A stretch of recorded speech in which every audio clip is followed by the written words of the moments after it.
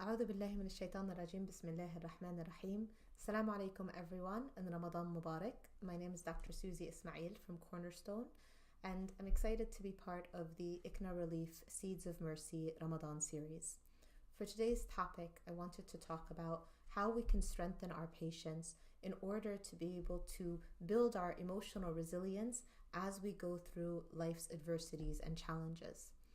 So the month of Ramadan is a month that is meant to teach us patience in terms of our interactions with others, patience in waiting to break our fast, waiting for Maghrib Adhan to come in so that we can have our iftar, patience in controlling our anger. But we want to be able to maintain that sense of patience even outside of Ramadan, even after the blessed days of Ramadan are over.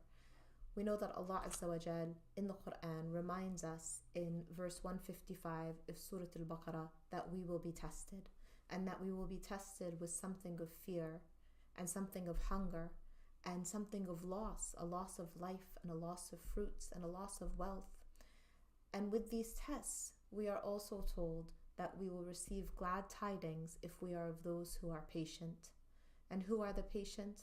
The one who are able to say, Inna lillah wa inna ilayhi raji'un, that from Allah we come and to Allah we return in those moments of hardship, in those moments of tragedy.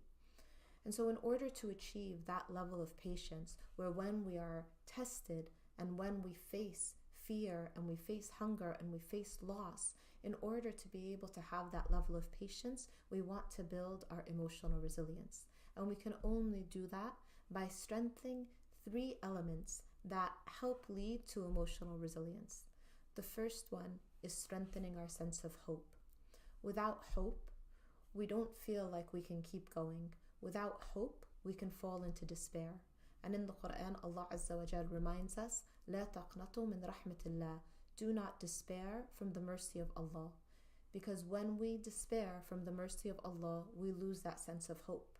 And without hope, we can't have resilience. We can't bounce back and be able to continue and move forward with even more strength in the face of adversity. So we want to work on developing that sense of hope, maintaining that sense of hope even in the darkest days. And in order to develop that sense of hope and to maintain it, we need to turn towards faith. So hope and faith are two partners in that journey of trying to improve our emotional resilience. Our faith is anchored to our love of Allah. Our faith is anchored to our connection with Allah. In the Quran, in Surah Al-Duha, Allah Azza wa Jal reminds the Rasul sallallahu alayhi wa sallam, and in essence reminds all of us, وَالدُّحَى وَاللَّيْلِ إِذَا سَجَى, that just as there is a dawn, there is also a night, which means just as there is a night, there is bound to be a dawn. So when we're in those darkest moments, knowing that the dawn will break, knowing and having faith that Allah Azza wa Jal will guide us through, that is an important factor of building that emotional resilience. And the last component that helps us in strengthening our patience and that helps us find that sense of resilience is community.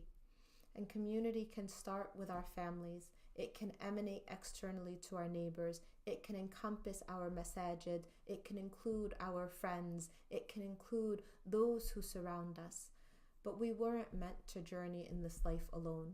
And sometimes when we are struggling in those darkest moments, we tend to want to close ourselves off from people. We tend to want to seek solace almost in that sense of being alone. But yes, there are moments in which we need that solitary time to reflect, but there are moments also where we need that jama'ah. And that is what's so beautiful during the month of Ramadan, when we reflect on how we come together to break our fast, how we come together to pray Taraweeh. There is that sense of jama'ah and that ultimate celebration on Eid, where we are all gathered together in celebration. That is that community that we are meant to have so that we can continue to work through the most difficult days that we may be tested with. We know that Rasul sallallahu alayhi wa sallam would cry and say, Ummati, Ummati, Ummati. My ummah, my ummah, my ummah. The ummah is meant to be like one body. If one part of that body feels pain, the entire body feels it and responds to it. This is what it means to be part of the ummah, part of a community, to feel that connection with others and to find that sense of strength and that solace in moments of difficulty in the company of those who are able to remind us of Allah, those who are able to strengthen our hope, those who are able to rekindle our faith in the moments where we may be struggling. So I pray that Allah Azza wa Jal allows each and every one of us to continue to strengthen our patience, to build our emotional resilience, to grow in our love for Him and our love of the Rasul sallallahu alaihi wasallam, and to become of those who are most resilient through this Ramadan and beyond.